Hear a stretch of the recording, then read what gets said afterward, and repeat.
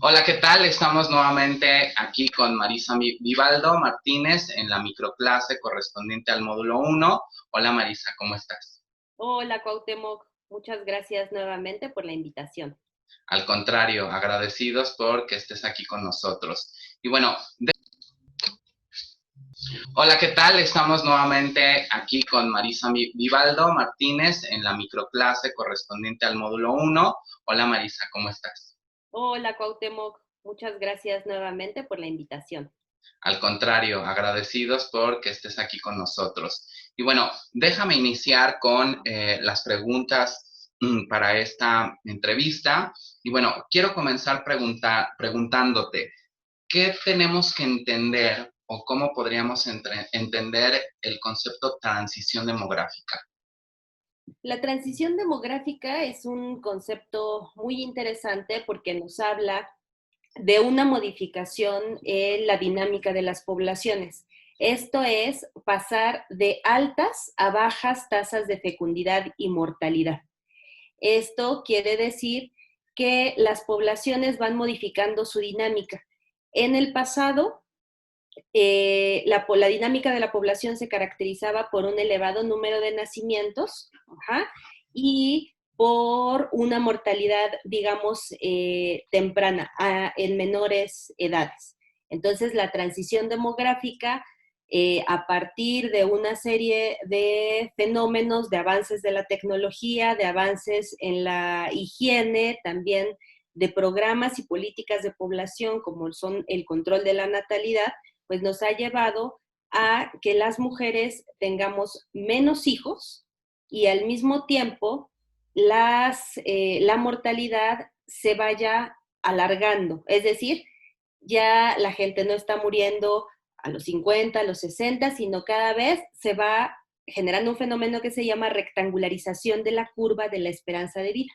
Esto es, ya no se hace una curva, sino que se va cada vez, digamos, alargando el periodo en el que la gente comienza a morir. Uh-huh. Okay. Entonces, esa es la transición demográfica.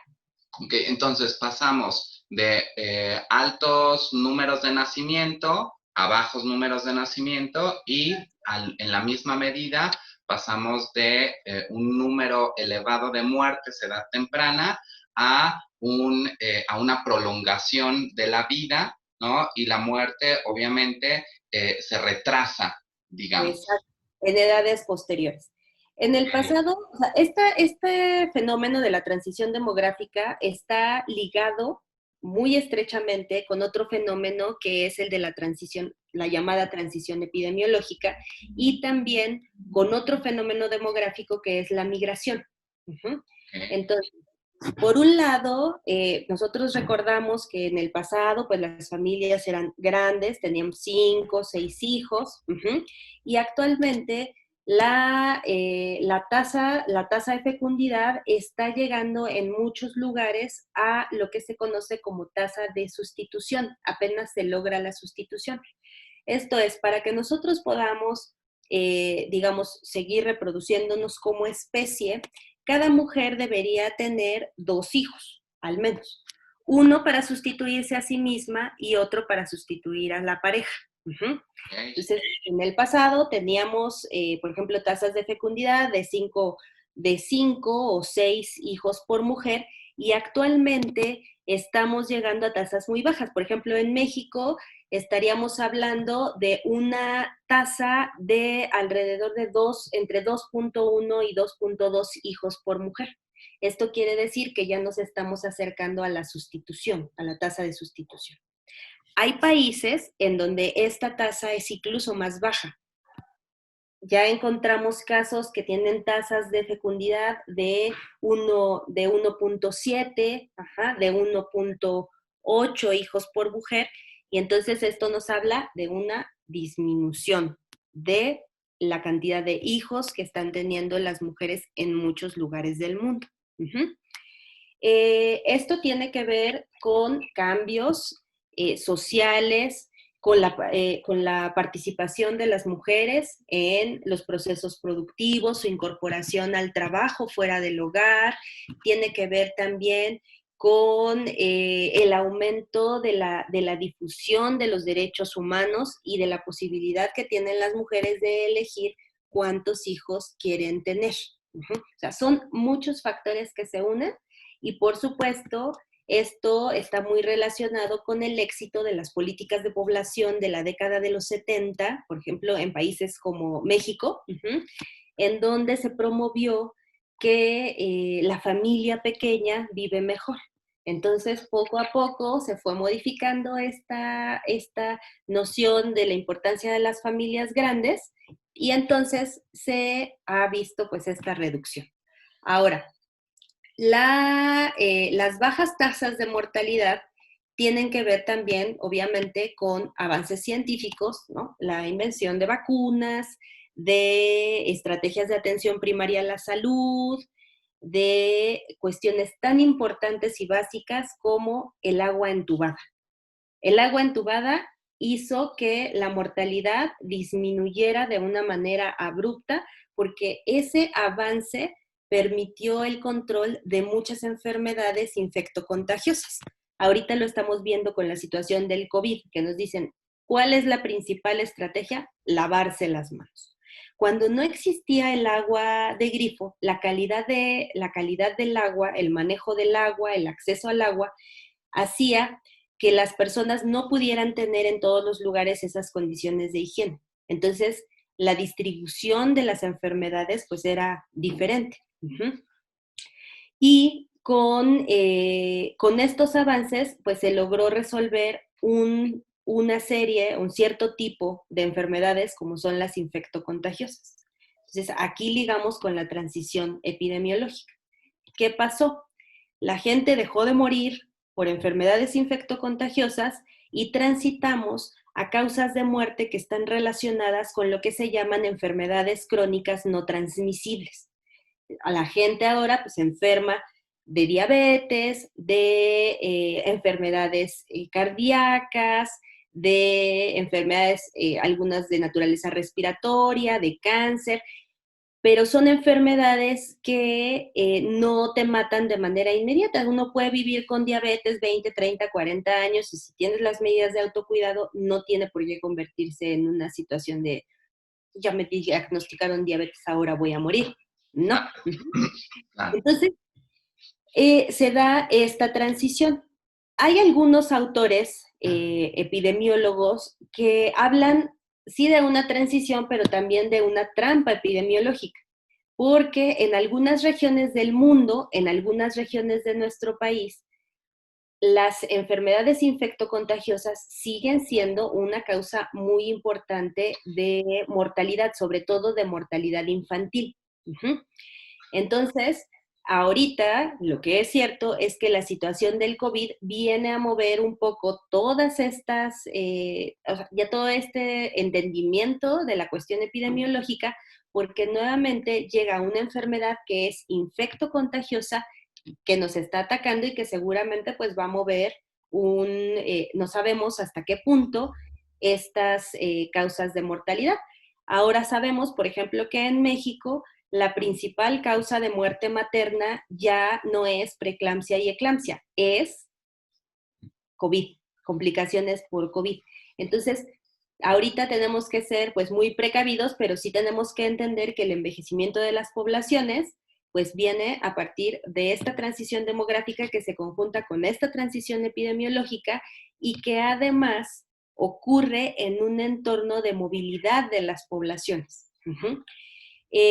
Nosotros la cuestión migratoria la escuchamos todo el tiempo, sobre todo del sur hacia el norte. En el caso de América Latina hacia Estados Unidos, en el caso de Europa de África hacia Europa, en el caso de Asia de las zonas rurales hacia las ciudades. Y entonces estas migraciones también cambian la dinámica de las poblaciones, generando que migren un sector de la población que se encuentra en edades jóvenes, dejando algunos espacios en donde, pues obviamente queda una proporción mucho más elevada de personas mayores. Ahora, esta transición trae consigo un fenómeno que es el envejecimiento de la población, ¿sí? La gente vive más, nace una proporción menor de niños y entonces esto hace que la proporción, el grupo de personas mayores de 60 años se incremente. Uh-huh. Esto es muy interesante, pero además tiene una particularidad. Dentro de las personas mayores de 60 años, el grupo que más crece, el que más está creciendo en el mundo, es el de las personas de 80 y más. Okay. Uh-huh.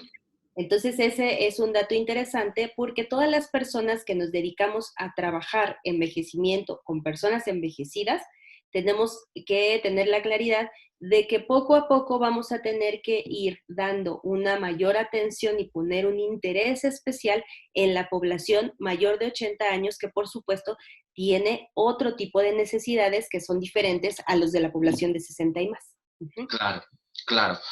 Déjame preguntarte, Marisa, sé que ya nos has hablado un poco en relación a cómo estas dos variables, ¿no?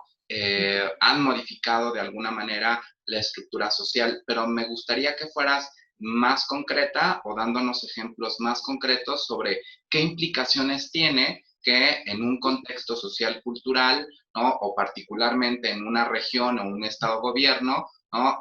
Aumente la población de 60 y más, ¿no? Y disminuya la población de menores de 15 años, por ejemplo, ¿no? Social y culturalmente, ¿qué implicaciones tiene esto? Es la transición demográfica y el envejecimiento de la población es sin duda el fenómeno demográfico más importante del siglo XXI. Wow. Justo por esto que mencionas. Modifica la forma en la que nos relacionamos, modifica también las necesidades de servicios, las necesidades de prestación de servicios de salud, de servicios educativos, tiene implicaciones culturales muy importantes. ¿Por qué? En el pasado, ya o vamos a hablar de viejismo también, uh-huh, se ha tendido a discriminar a las personas mayores. Uh-huh. Ahora también lo continuamos viviendo. Cuando la proporción de personas mayores aumenta en una región, en una comunidad, en un país y a nivel mundial, pues obviamente nos obliga a pensar cómo nos vamos a relacionar con esta minoría, porque sí, continúa siendo una minoría, pero es una minoría cada vez mayor, más grande, con ciertas necesidades, con intereses y sobre todo pues con algunas limitaciones a sus derechos. Uh-huh. Entonces, tiene que darse un replanteamiento en todas las estructuras políticas, económicas, sociales y culturales. Uh-huh. En lo económico, obviamente, el envejecimiento de la población trae consigo una modificación en los patrones de consumo. Y al modificarse los patrones de consumo, también se tienen que modificar poco a poco los patrones también de la producción. Las personas mayores requieren cosas diferentes cada vez en una mayor escala, uh-huh, y entonces el mercado tiene que estar dispuesto a hacer esos cambios. Uh-huh, y no es cosa sencilla, ¿no? La participación de las personas mayores en la economía es una absoluta realidad. Entonces, si esta participación no se conduce de la manera adecuada, los gobiernos, los estados nacionales podrían excluir a una importante fuerza de trabajo y a un importante motor de la economía, lo que se conoce como las economías grises. Uh-huh. Okay. O economías plateadas, ¿no? Es la forma en la que se maneja. En la cuestión política, también es importante que cada Estado nacional, en función de su dinámica demográfica, defina las acciones, defina la política pública enfocada a la atención de las personas mayores.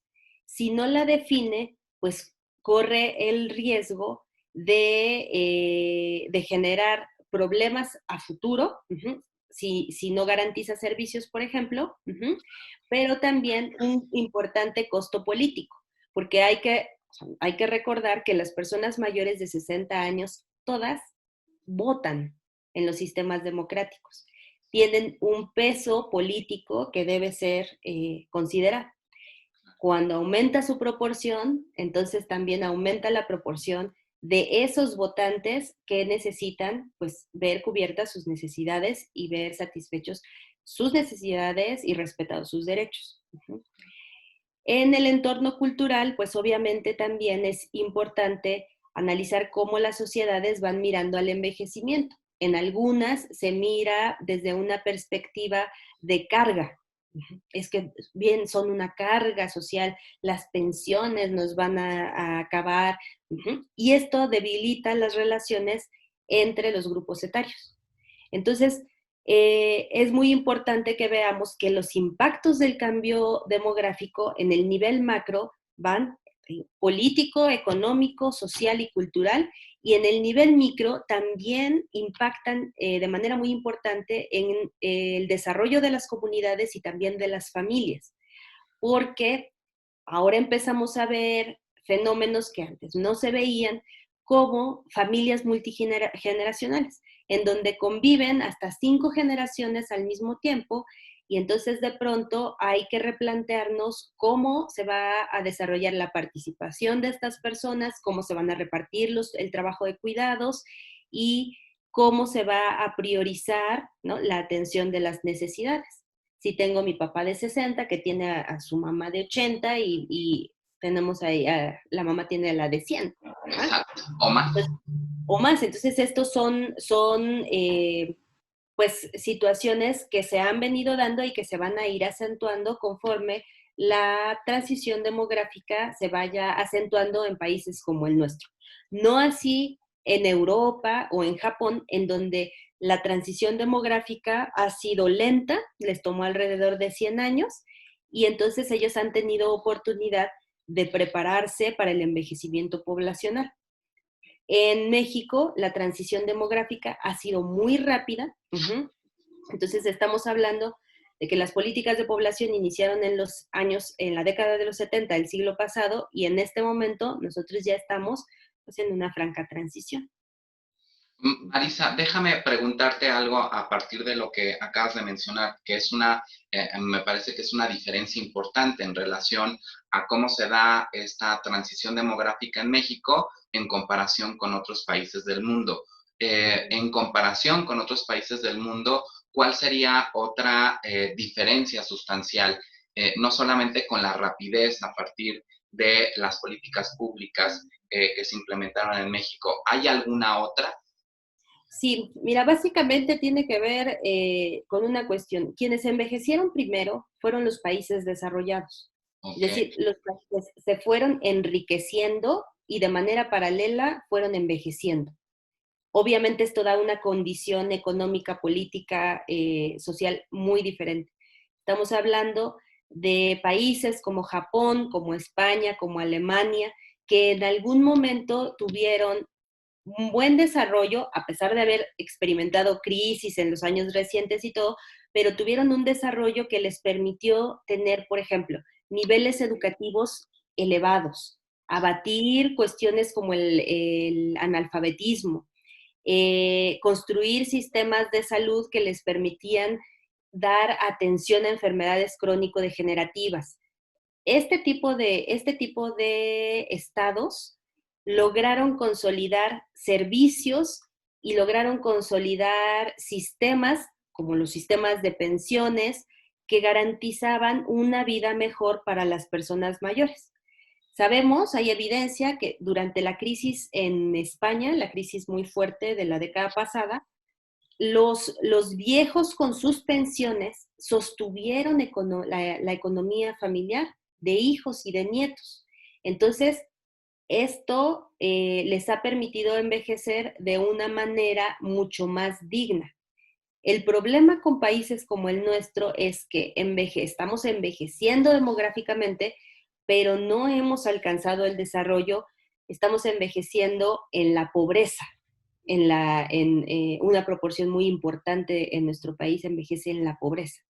Entonces, sin haber logrado adquirir pues estas ventajas como lo es la educación o el acceso a una buena alimentación, el acceso a una vida sin violencia, ¿no? Genera pues que se vayan acumulando estas desventajas y entonces el envejecimiento se viva como un proceso pues más difícil. Esa es la gran diferencia. Además, obviamente lo vuelvo a repetir, del hecho de que los países desarrollados envejecieron en 100, 120 años, alcanzaron ciertos índices y proporciones de envejecimiento y nosotros los estamos alcanzando en un periodo muy corto de tiempo.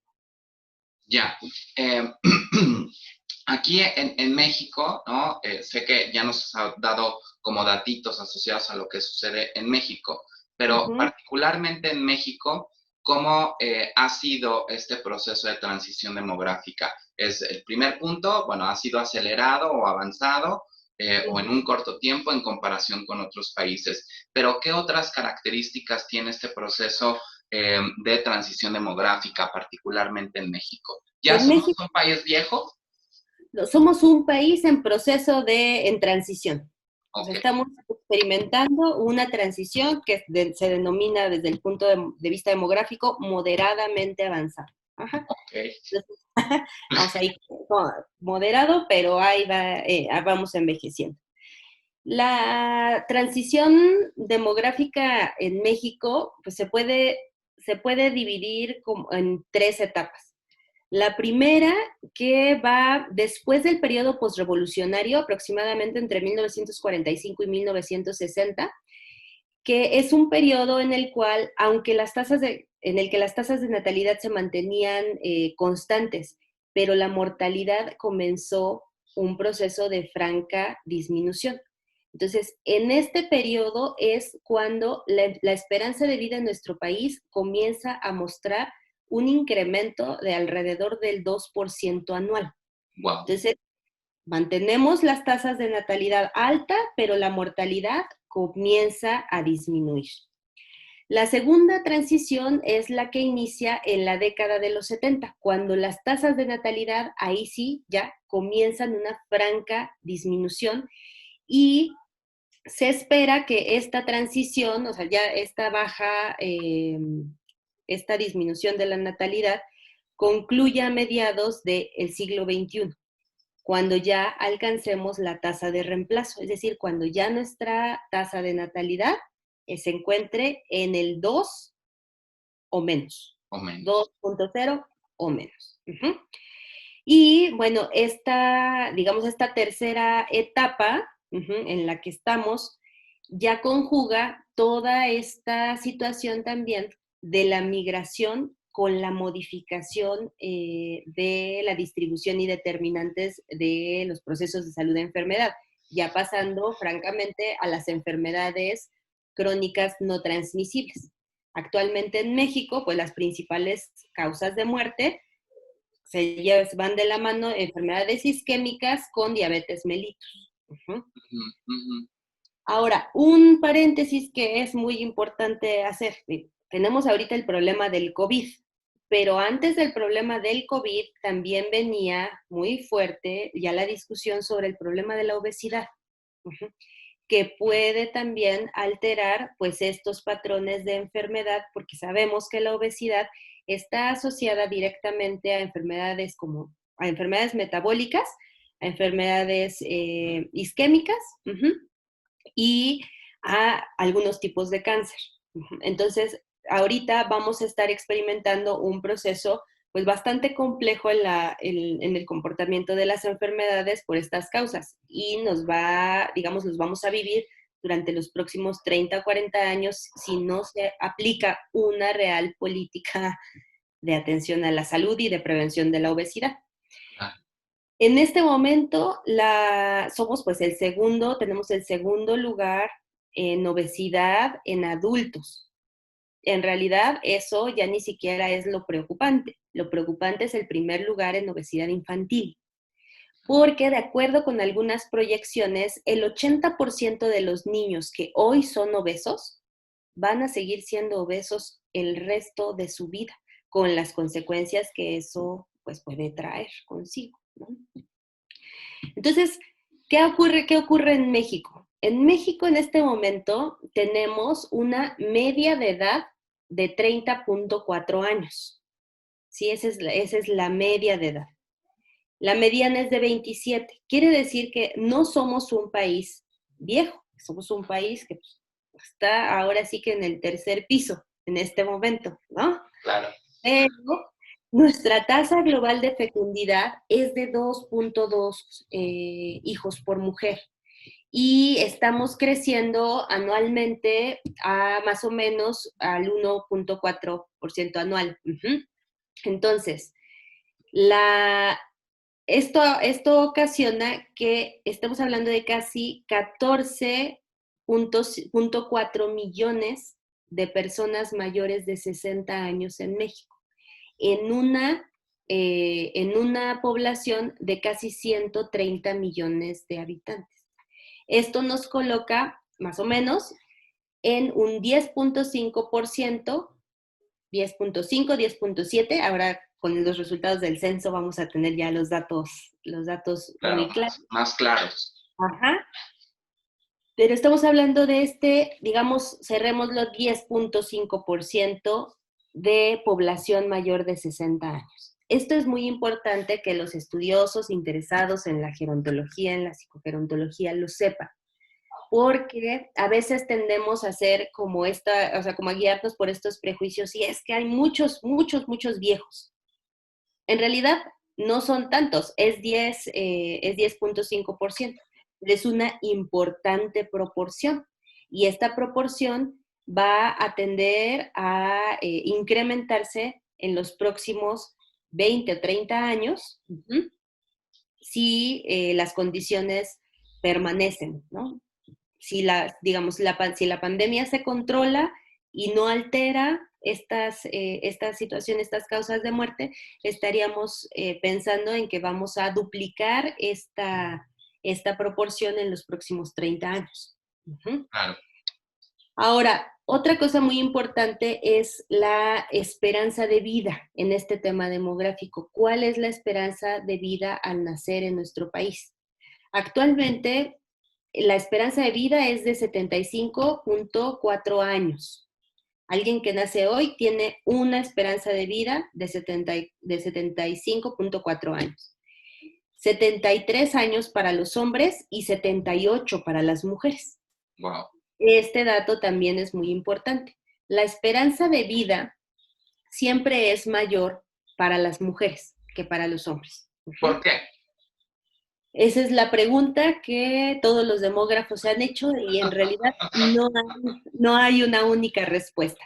Se habla en algunos casos de ciertas ventajas biológicas, en otros de ventajas sociales. Se decía, por ejemplo, que como las mujeres trabajaban en casa, sus riesgos de morir, por ejemplo, por accidente o por enfermedad asociada a exposición de sustancias, pues se disminuía mucho.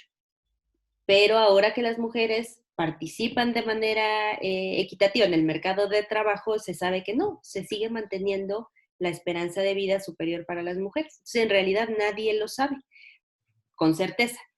Pero lo importante es que si trabajamos el tema de envejecimiento, también vamos a notar que en un punto van a ser más mujeres que hombres. Uh-huh. Como esto que te referías hace un momento, en donde la población que mayormente se incrementa son personas mayores de 80, pero entonces en este mismo sentido, esas personas que están más allá de los 80, también una gran proporción son mujeres.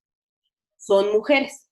Ahora, ocurre algo curioso, conforme va avanzando la edad, la esperanza de vida ya se va equilibrando. Después de los 80 ya la diferencia no es tan grande entre la esperanza de vida entre hombres y mujeres. Esto de la esperanza de vida es importante, o sea, como cálculo, porque además existen no solo la esperanza de vida al nacer, sino también la esperanza de vida a los 60 y el cálculo de esperanza de vida a los 80. A los 60 años en México la esperanza de vida promedio es de 22 años. Alguien que hoy llega a los 60 seguramente llegará a los 82. y la esperanza de vida a los 80 es de casi 12 años. Entonces, vamos a ver a estos grupos pues crecer y alcanzar mayores esperanzas de vida conforme vaya avanzando el tiempo, porque además también avanza la tecnología, ¿no? Salvo, nuevamente repito, en este paréntesis en el que no sabemos qué va a ocurrir con el COVID. Hasta que no haya vacuna, no vamos a conocer realmente el impacto en en las esperanzas de vida y en las causas de muerte. Claro, de manera general en toda la población, ¿cierto? Exactamente, Ok. exactamente. Uh-huh. Quiero hacer como no sé si necesariamente es un paréntesis, Marisa, pero sí aprovechar esto que mencionas con relación a algo que en los últimos meses, desde que apareció el asunto del COVID, ¿no? Está como en el pensamiento, en el aire, en las creencias de la mayoría de las personas, que las personas mayores son más susceptibles a el asunto del COVID. Y yo quiero que puedas clarificarnos un poco, ¿no? Aprovechando que estás con nosotros, qué de verdad o de mentira hay en relación a esa declaración. Uh-huh. Mira, las personas mayores, las personas mayores cuando inician el proceso de envejecimiento presentan mayor vulnerabilidad al desarrollo de enfermedades crónicas y agudas. Eso es una realidad. Tienen mayor vulnerabilidad porque la reserva homeostática, es decir, la capacidad de volver al equilibrio entre la salud y la enfermedad, se ve disminuida. Y esta disminución está relacionada con sus estilos de vida, con las enfermedades que padece, con otras comorbilidades, con una serie de factores. Su alimentación, su acceso a servicios de salud, a educación, todo. Entonces, ¿qué pasa? Efectivamente, hay una mayor vulnerabilidad a desarrollar cualquier padecimiento crónico o agudo. Eso es cierto. Lo que ocurre es que tenemos trayectorias de vida que incluyen una serie de desventajas acumuladas y de comorbilidades. No es lo mismo, ¿no? Si yo tengo 60 u 80 años y no tengo alguna enfermedad crónica degenerativa, que si tengo diabetes, hipertensión y además ya he sobrevivido a algún tipo de cáncer y además tengo artritis, alguna enfermedad de obesidad, entonces eso nos hace más vulnerables. Entonces, en las personas mayores de 60, ¿no? Y en muchos estudios dicen mayores de 50, pues obviamente el riesgo de desarrollar complicaciones por COVID-19 es mucho más elevado. Eso es cierto. Lo que hemos visto es que hubo una proporción elevadísima de personas mayores de 60 que murieron por COVID-19 en algunos países, como fueron el caso de España y de Italia. Esto hay que leerlo con mucha cautela. Primero, porque tenemos que recordar que su proporción de personas mayores es prácticamente de más del doble que la nuestra. O sea, son países que ya son países realmente envejecidos. Y por el otro lado, hay un asunto que es el de la organización de los cuidados de largo plazo. En estos países existen digamos, es muy normal el aspecto de las casas de día, las casas de retiro, los asilos, estos espacios que son específicos para personas mayores de 60 años. Entonces, también conocemos que muchos contagios ocurrieron en estos espacios, no se trasladó a la gente a hospitales, sino se les dio la atención ahí y los contagios se salieron de control y eso pudo haber sido una de las causas de muerte. Ya en el futuro vamos a ver pues los estudios y los análisis formales al respecto, pero diera la impresión de que los estados se lavaron las manos de la situación que se vivía en los asilos y en estos lugares especiales, y en realidad no se dio la atención debida, ni se establecieron los mecanismos de prevención y de mitigación de la enfermedad, y por eso también se elevó la mortalidad de las personas mayores de 60 años. Uh-huh. Aquí en México, lo que estamos viendo es que sí, prácticamente la mitad de las personas que han muerto son mayores de 60 años, pero también nuestra condición epidemiológica pues nos hace pensar que claro, porque no es la edad, son las comorbilidades y es la posibilidad de tener acceso a un servicio de salud. Claro, Eh, Sabemos que mucha gente ha muerto en hospitales, pero también mucha gente ha muerto en casa, sí, en esta lógica de espera, espera, espera, y ya cuando espere demasiado, pues ya no hay una solución. O por el otro lado, no se cuenta, no, la gente no contaba con la información o pensó que podía solucionarse en casa y bueno, murió. Entonces los factores son diversos. Sí es muy importante considerar que las personas con comorbilidades deben tener muchísima precaución y cuidado frente a esta pandemia. Uh-huh. Pero yo pensaría en eso, en todas las personas con comorbilidades. Uh-huh. pensando en esta casi última declaración, Marisa, que tú haces, no tiene que ver específicamente con la edad, tiene que ver con las comorbilidades asociadas en una persona que pueden favorecer la complicación dada la infección por COVID. Exacto, y obviamente sin perder de vista el entorno. Claro, Ujú. Si yo tengo comorbilidades y además sumo la desventaja de vivir en condiciones de hacinamiento, de vivir en una comunidad donde no hay servicio médico, de no tener acceso a información confiable, si le sumo ser mujer, ajá, ser mujer y con todas estas desventajas que implica el cubrir con un rol en el cual debo dejar mi salud para después. Ujú. claro, Si no tengo pues la tecnología para bajar la aplicación y saber qué hospital es el que está, el que tiene disponibilidad y tengo que peregrinar por 7 u 8. Uh-huh. Todas esas desventajas sumadas a las comorbilidades es lo que nos coloca en un mayor riesgo de complicación o muerte por COVID-19. Uh-huh. perfecto. Perfecto, gracias por la aclaración, Marisa. Creo que a la mayoría de las personas nos da como mucha luz, pero también vamos desmitificando, ¿no? Este asunto del COVID, ¿no? Asociado a las personas mayores de 60 años. Creo que lo que tú mencionas, ¿no? Como dato duro, particularmente en México, ¿no?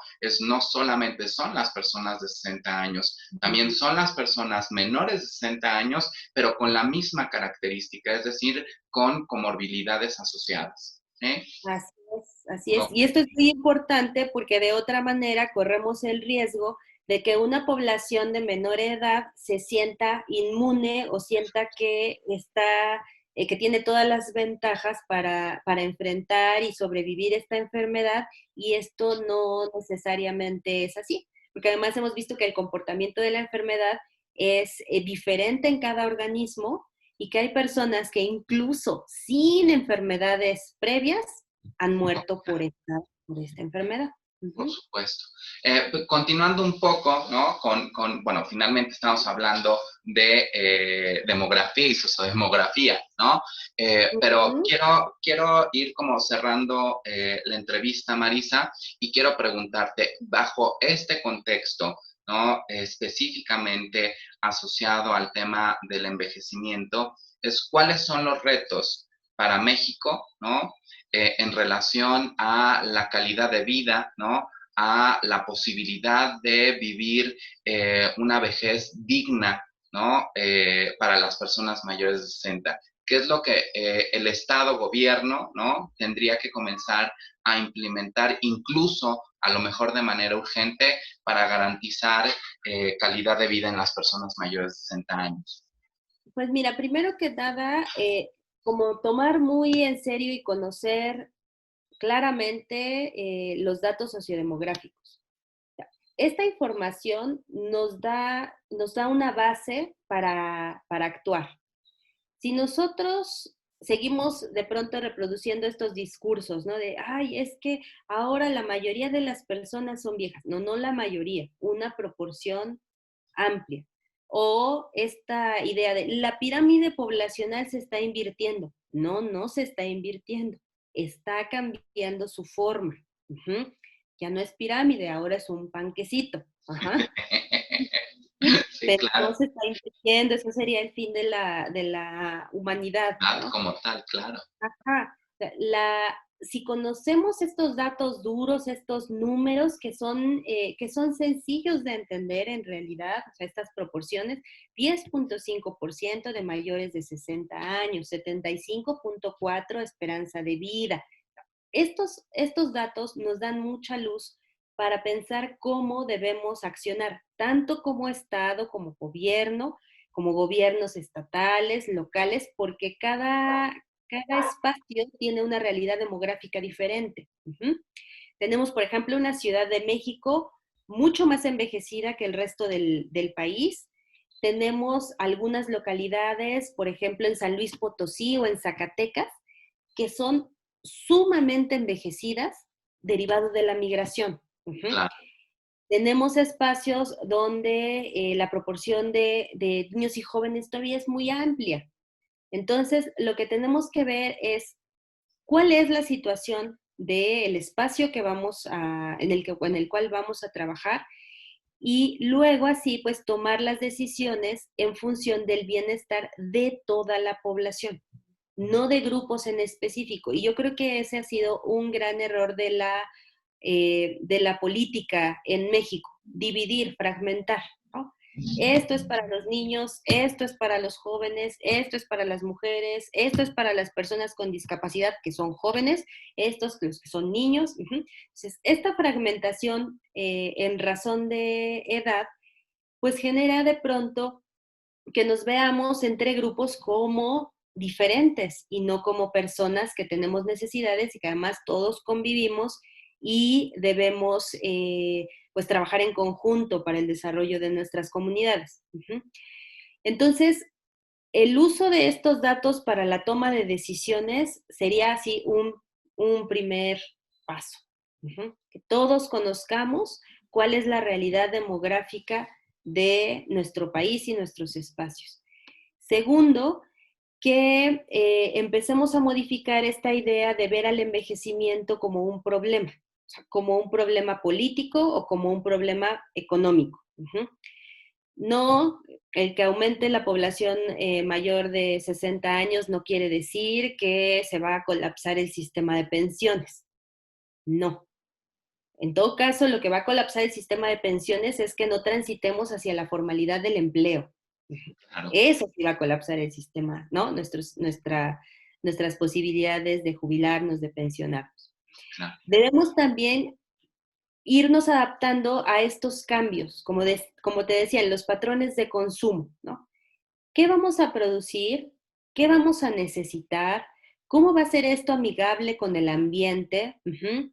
¿Y cómo nos vamos a beneficiar todos los grupos de esta modificación en los patrones de consumo? En el trabajo, ¿cómo vamos a generar espacios de participación en el empleo formal digno de las personas mayores de 60 años? Uh-huh.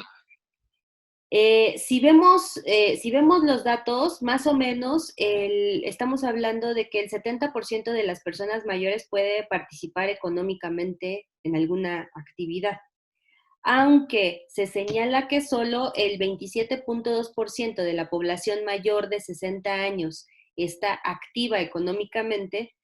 En la realidad podemos observar que hay un subregistro, porque la mayoría de las personas mayores trabaja, Claro. aunque no sea una situación de un empleo remunerado. El trabajo doméstico es trabajo. Trabajo. Ajá, el trabajo de cuidados es trabajo y tiene un impacto económico. Entonces, estamos hablando de un 70% más o menos de personas mayores que puede o participa económicamente en el desarrollo de la sociedad, pero como sociedad también tenemos que buscar garantizar que ese trabajo sea reconocido, sea valorado y remunerado. Claro. Uh-huh.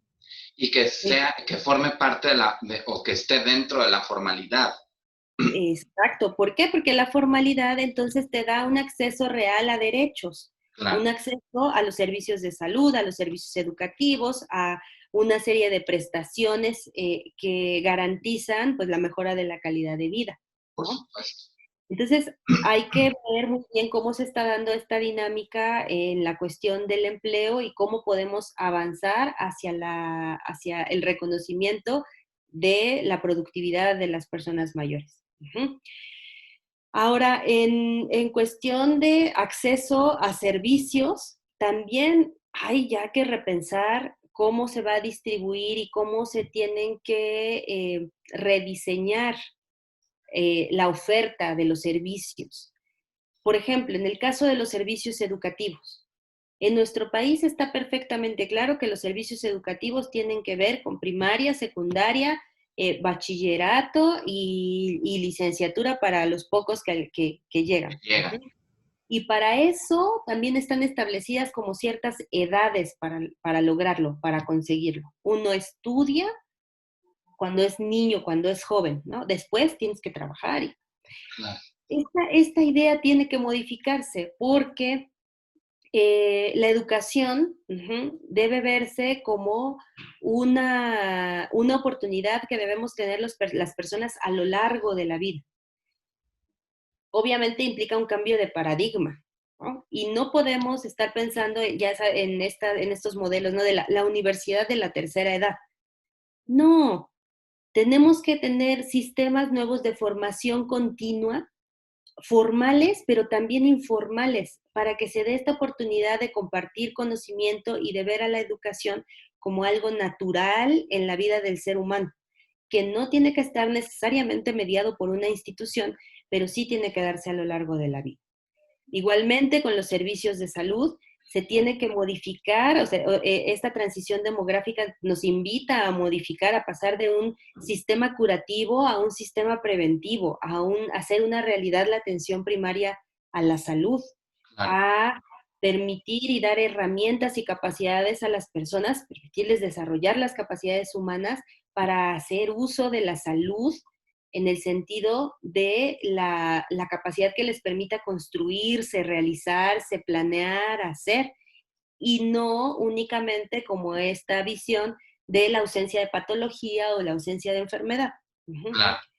Entonces, la demografía nos permite mirar todas estas posibilidades, todos los cambios que tendríamos que realizar y llevar a cabo como sociedad, ¿no?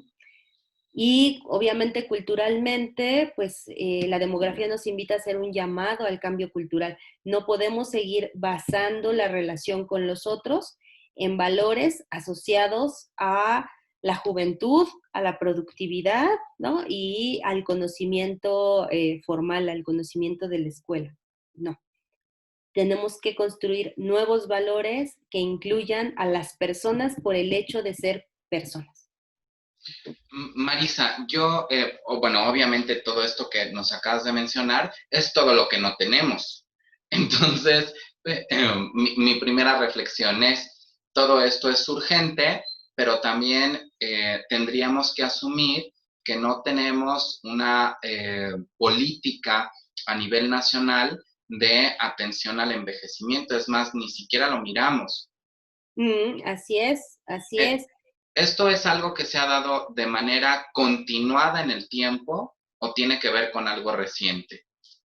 Mira, la atención al envejecimiento en México, realmente así, de manera formal, institucionalizada, pues comienza con la creación del Instituto Nacional de la Senectud, que nace un poquitito después, casi de manera paralela, con el Sistema Nacional para el Desarrollo Integral de la Familia, donde ya se empieza a mirar a los viejos como grupo etario. Ajá.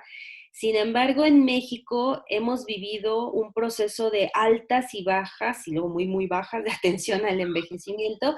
Ahorita estamos en uno de esos terribles momentos en donde el envejecimiento se ha reducido, la atención al envejecimiento se ha reducido a una problemática que responde a una parte de una dimensión de las problemáticas del envejecimiento.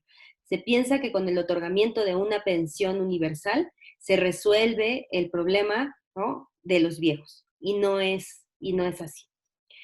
En algunos momentos hemos tenido como impulsos a las instituciones, creación de nuevas instituciones, pero desafortunadamente no ha habido ni se ha construido una política pública enfocada a la atención al envejecimiento. Hay acciones, programas, instituciones que de pronto pues tienen sus mecanismos y que tratan de hacer un esfuerzo, pero a nivel del Estado mexicano no hay una política así.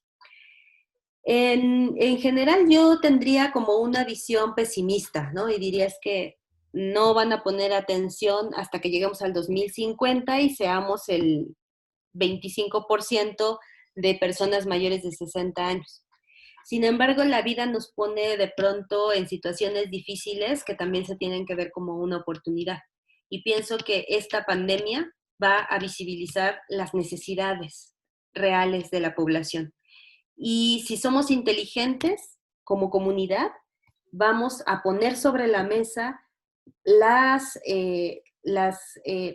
como el camino o los diferentes caminos y opciones que podríamos tomar. Eso no se puede poner sobre la mesa a menos de que no haya realmente una crisis. Y ahorita estamos viviendo una crisis y es probable que derivado de esto tengamos que repensar la situación de las personas en general y de las personas mayores en específico, ¿no? En Claro. este momento estamos viviendo uno de los peores episodios de discriminación hacia las personas mayores que se han visto en la historia de la humanidad.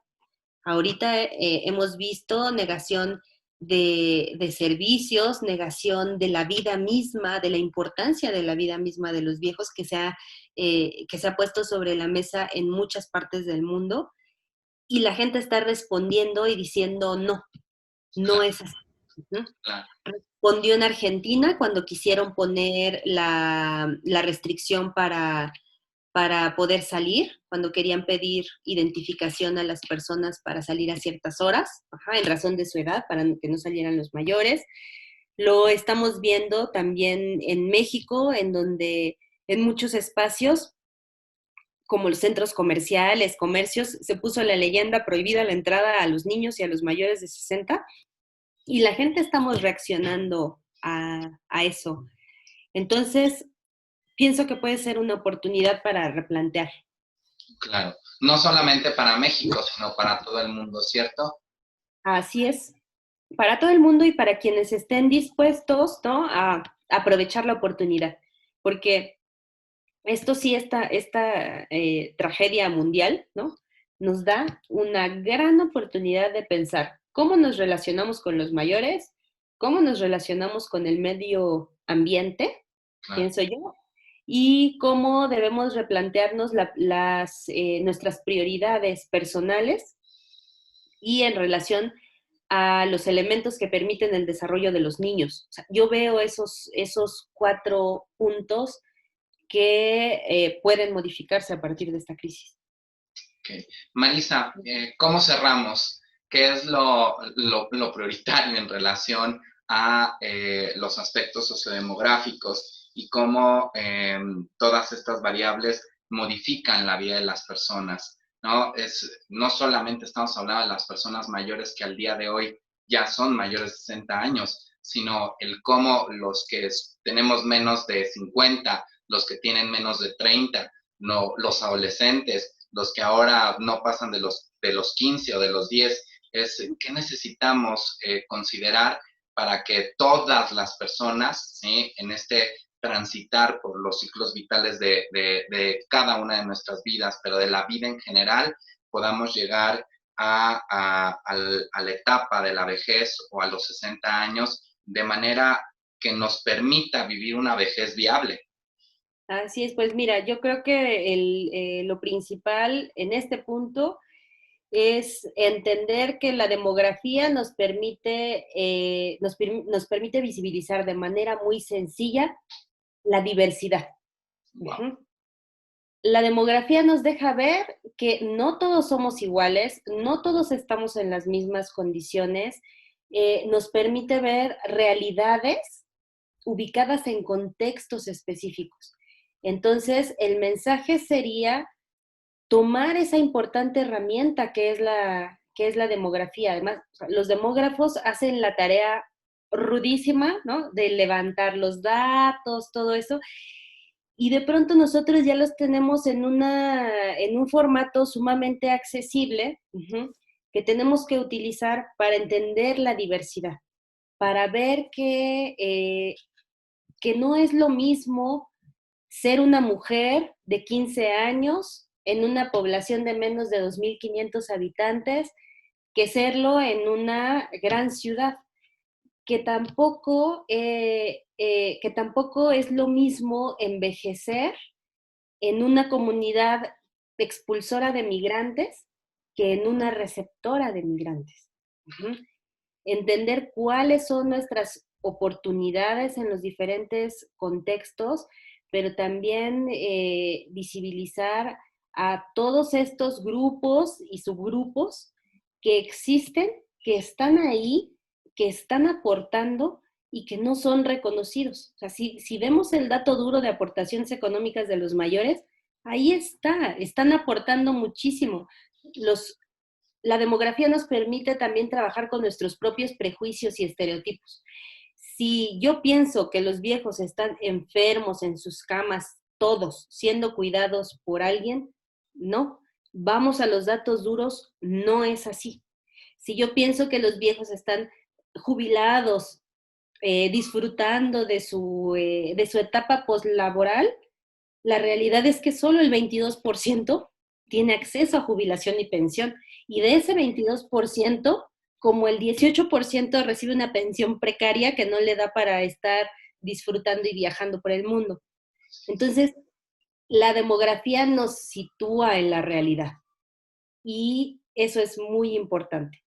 Nos permite desprendernos de los mitos, nos permite ver esas fotografías de cómo es la población en los distintos lugares en un momento determinado y eso nos permite también tomar decisiones. Entonces, es muy importante que los estudiosos de la psicogerontología sepan y hagan uso de esta información para tomar decisiones y para generar propuestas y desprenderse de ideas y también debatir ideas. Claro. Que también eso es muy importante. Por supuesto.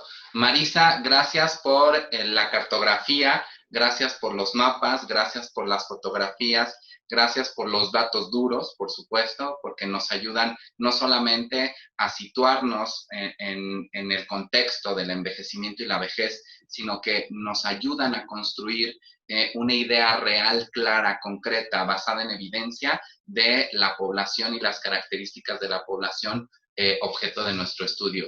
Muchísimas gracias por todo tu conocimiento, por tu maravillosa presencia, por la estructura en tu discurso. Muchas, muchas, muchas gracias. Muchas gracias a ti, Cuauhtémoc. Bueno, nos vemos en la siguiente microclase.